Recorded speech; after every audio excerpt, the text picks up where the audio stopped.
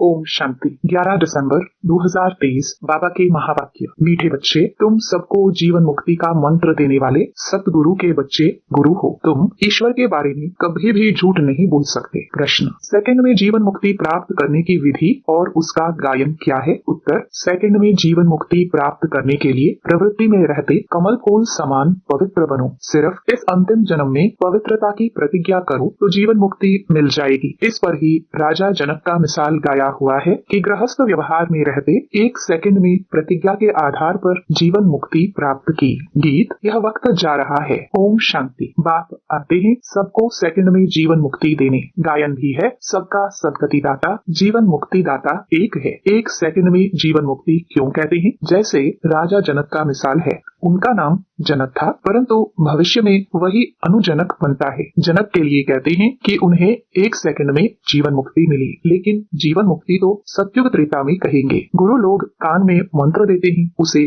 वशीकरण मंत्र भी कहते हैं। वे तो सब मंत्र देते हैं, लेकिन तुम्हें मिलता है महामंत्र, जीवन मुक्ति का मंत्र। यह कौन देते हैं? ब्रह्मा कुमार, ब्रह्मा कुमारियां। उन्हें यह मंत्र कहाँ से मिला? उस सतगुरु से। सर्वोत्तम तो एक ही बात है, फिर तुम बच्चे सर्वोत्तम बनते हो, उनमें सर्वोत्तम गुरु होते हैं। तुम भी सतगुरु के बच्चे गुरु हो। गीता सुनाने वाले को भी गुरु कहा जाता है। नंबरवार तो होते ही हैं, तुम भी सत बोलने वाले गुरु हो। तुम कभी ईश्वर के बारे में झूठ नहीं बोलते हो। पहले पहले तो तुम पवित्रता के ऊपर ही समझाते हो कि बाप से प्रतिज्ञा करो, हम कभी भी विकार में नहीं जाएंगे। झूठ आदि ना बोलना यह तो कॉमन बात है। झूठ तो बहुतों से निकलती रहती है, पर यहाँ वह बात नहीं है। यहाँ है पवित्रता की बात। गृहस्थ व्यवहार में रहते इस अंतिम जन्म में हम बाबा से प्रतिज्ञा करते हैं कि हम कमल पुष्प समान पवित्र रहेंगे। तो यहाँ पवित्र रहने की बात है। कहेंगे यह तो बहुत ऊंच मंजिल है, यह तो हो नहीं सकता। तुम कहेंगे वाह, क्यों नहीं हो सकता? यह तो गाया हुआ है, कमल फूल समान। यह दृष्टांत शास्त्रों में लिखा हुआ है। जरूर बाप ने ही ऐसी शिक्षा दी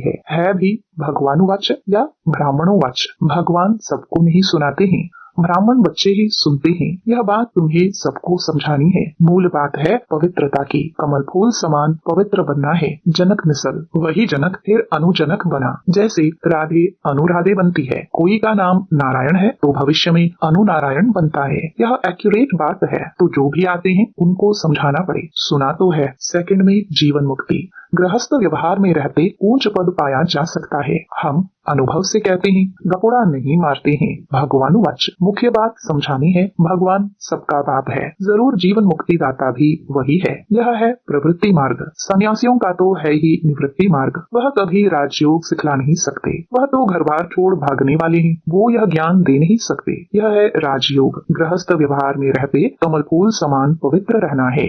सतयुग में भारत पवित्र प्रवृत्ति मार्ग था। वाइसलेस दुनिया थी। राजाई में स्त्री पुरुष दोनों चाहिए, तो समझाना पड़ता है। हम अनुभवी है। गृहस्थ व्यवहार में रहते कमल फूल समान पवित्र रह सकते हैं। हम जानते हैं कि पवित्र बन बाप द्वारा पवित्र दुनिया के मालिक बनते हैं। पवित्र प्रवृत्ति मार्ग था, अब तो अपवित्र प्रवृत्ति मार्ग है। यह दुनिया ही भ्रष्टाचारी है। वह श्रेष्ठाचारी दुनिया थी। रावण भ्रष्टाचारी बनाते हैं, राम श्रेष्ठाचारी बनाते हैं। आधा कल्प रावण राज्य चलता है। भ्रष्टाचारी दुनिया में भक्ति मार्ग है। दान पुण्य आदि करते रहते हैं, क्योंकि भ्रष्टाचार है। समझते हैं मनुष्य जितना भक्ति दान पुण्य करेंगे तो फिर भगवान मिलेगा। भगवान की भक्ति करते हैं, कहते हैं कि आकर हमको श्रेष्ठ बनाओ। भारत श्रेष्ठाचारी था, अभी नहीं है। भ्रष्टाचारी ही श्रेष्ठाचारी बनते हैं। भारत की नई रचना की कहानी कोई जानते ही नहीं। चित्रों के द्वारा अच्छी तरह समझाया जा सकता है। ऐसे ऐसे चित्र बनाना पड़ेगा। हर एक सेंटर पर प्रदर्शनी के चित्र होनी चाहिए। बाबा डायरेक्शन देते हैं। भल लिख दे कि चित्र हमारे पास नहीं है, तो बाबा डायरेक्शन देंगे, यह बनाओ, फिर सबको भेजो, तो सबके पास प्रदर्शनी हो जाएगी। यह चित्र बहुत अर्थ सहित हैं। पहले पहले यह बुद्धि में आना चाहिए कि हम बाप के बच्चे हैं। भगवान है स्वर्ग रचने वाला।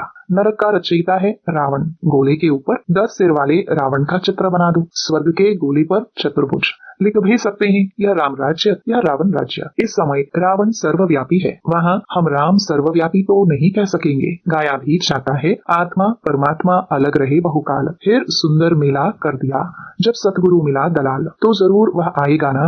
यह हिसाब कोई भी जानते नहीं है। पहले पहले अलग हुई है देवी देवताओं की आत्माएं। यह नॉलेज है, कोई को भी समझाना है। आत्माओं का बाप तू है ना। अब हे आत्मा, अपने परमपिता परमात्मा का ऑक्यूपेशन बताओ, क्या नहीं जानती हो? ऐसा बच्चा तो होता नहीं जो बाप के ऑक्यूपेशन को नहीं जानता हो। बाप बैठ समझाते हैं, तुम अपने जन्मों को नहीं जानते हो, मैं समझाता हूँ। पहले पहले जो देवी देवता है वह इतने जन्म लेते हैं, तो हिसाब करो दूसरे धर्म वाले कितने जन्म लेते होंगे। सिद्ध कर बताना पड़े, मैक्सिमम इतने हैं। झाड़ वृद्धि को पाता रहता है। पहले पहले देवी देवता थे, उन्हों के ही 84 जन्म कहे जाते हैं। भारत की नॉलेज है ना, प्राचीन भारत की नॉलेज किसने दी? यह भगवान ने ही दी है। नॉलेजफुल गॉड फादर है ना।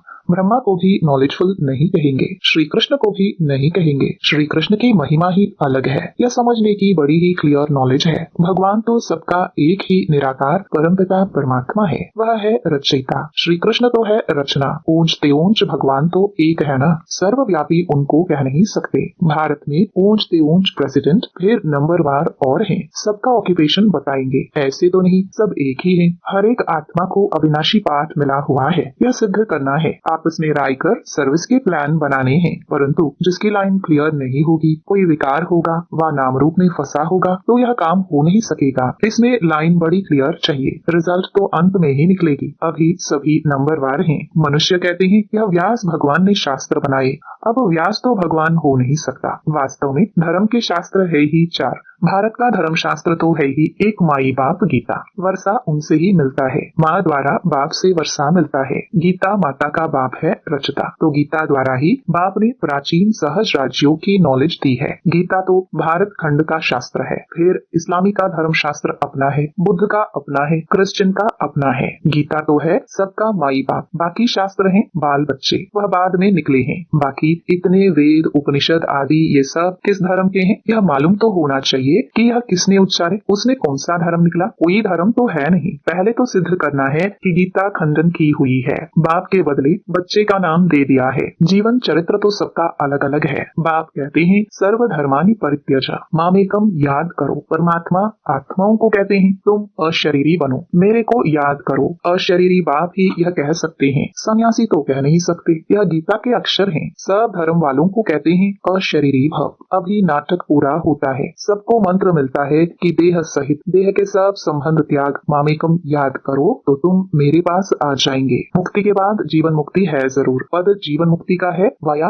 मुक्ति। जो भी आते हैं सतो रजो तमो से पास करते हैं। समझाने कितनी अच्छी है, परंतु बच्चे एक कान से सुन दूसरे कान से निकाल देते हैं। वैसे है बहुत सहज। तुम जगह जगह पर प्रदर्शनी करो, अखबारों में भी पड़ जाए, खर्चा कर सकते हो, भल सब सुने। अखबार में तो जरूर डालना है। बच्चों को बड़ा नशा रहना चाहिए, बाकी टाइम बहुत थोड़ा बच्चा है। अतीन्द्रिय सुख की भासना गोप गोपियों से पूछो, गाया हुआ है। यह गोपी वल्लभ के गोप गोपियां हैं। गोप गोपियां न सतयुग में न कलयुग में होते हैं। वहाँ लक्ष्मी देवी राधे देवी हैं। गोप गोपियां अभी हैं। गोपी वल्लभ के बच्चे पोत्रे पोत्रियां हैं। जरूर दादा भी होगा, दादा बाबा और मम्मा। यह नई रचना हुई है संगम पर। बाप कहते हैं मैं कल्प के संगम युगे आता हूँ नई दुनिया बनाने।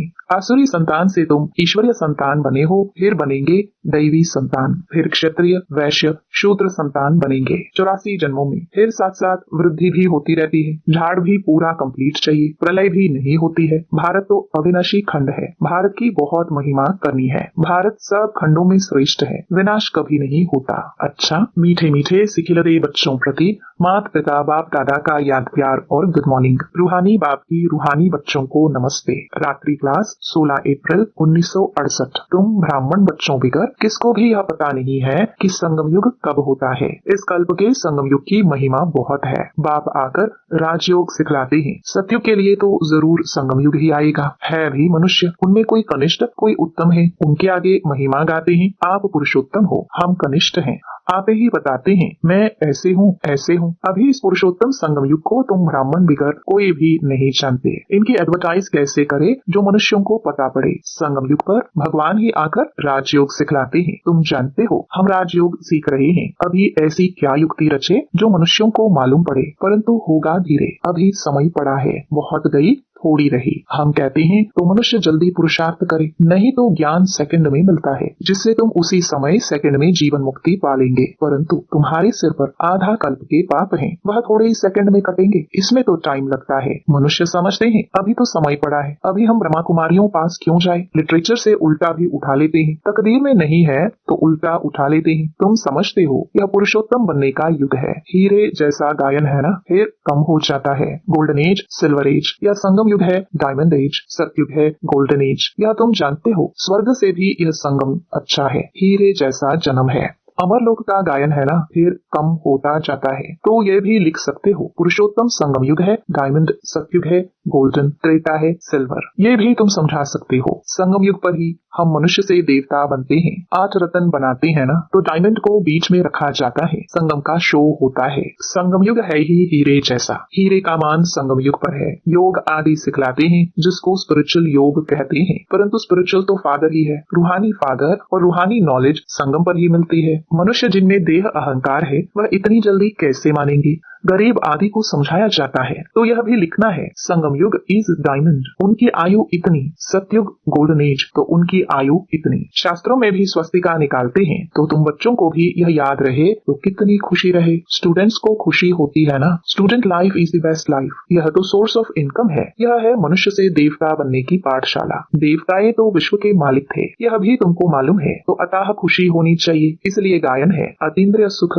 गोपी वल्लभ के गोप गोपियों से पूछो। टीचर अंत तक पढ़ाते हैं तो उनको अंत तक याद करना चाहिए। भगवान पढ़ाते हैं और फिर भगवान साथ भी ले जाएंगे। पुकारते भी हैं, लिबरेटर गाइड, दुख से छुड़ाओ। सतयुग में दुख होता ही नहीं। कहते हैं विश्व में शांति हो। बोलो आगे कब थी, वह कौन सा युग था, किसको पता नहीं है। राम राज्य सतयुग, रावण राज्य कलयुग, यह तो जानते हो ना। बच्चों को अनुभव सुनानी चाहिए। बस क्या सुनाऊं, दिल की बात। बेहद का बाप बेहद की बादशाही देने वाला मिला, और क्या अनुभव सुनाऊं, और कोई बात ही नहीं। इस जैसी खुशी और कोई होती ही नहीं। कोई को भी किसी से रूठ कर वास्तव में घर में नहीं बैठना चाहिए। यह जैसे अपनी तकदीर से रूठना है। पढ़ाई से रूठा तो क्या सीखेंगे। बाप को पढ़ाना ही है ब्रह्मा द्वारा, तो एक दो से कभी भी रूठना नहीं चाहिए। यह है माया। यज्ञ में असुरों के विघ्न तो पड़ते हैं ना। अच्छा, मीठे मीठे रूहानी बच्चों प्रति रूहानी बाप व दादा का याद प्यार और गुड नाइट। रूहानी बच्चों को रूहानी बाप की नमस्ते। धारणा के लिए मुख्य सार। पहला, बाप जो सुनाते हैं वह एक कान से सुन, दूसरे से निकालना नहीं है। ज्ञान के नशे में रह अतीन्द्रिय सुख का अनुभव करना है। दूसरा, सभी को सेकंड में मुक्ति जीवन मुक्ति का अधिकार देने के लिए यही महामंत्र सुनाना है कि देह सहित देह के सब संबंधों को त्याग, बाप को याद करो। वरदान, क्लियर बुद्धि द्वारा हर बात को परख कर यथार्थ निर्णय करने वाले सफलता मूर्त भव। जितनी बुद्धि क्लियर है उतनी परखने की शक्ति प्राप्त होती है। ज्यादा बातें सोचने के बजाय एक बाप की याद में रहो। बाप से क्लियर रहो तो हर बात को सहज ही परख कर यथार्थ निर्णय कर सकेंगे। जिस समय जैसी परिस्थिति, जैसा संपर्क संबंध वाले का मूड, उसी समय पर उसी प्रमाण चलना, उसको परख कर निर्णय लेना, यह भी बहुत बड़ी शक्ति है जो सफलता मूर्त बना देते हैं। स्लोगन, ज्ञान सूर्य बाप के साथ लकी सितारे वह हैं जो जग से अंधकार को मिटाने वाले हैं, अंधकार में आने वाले नहीं। अच्छा, ओम शांति।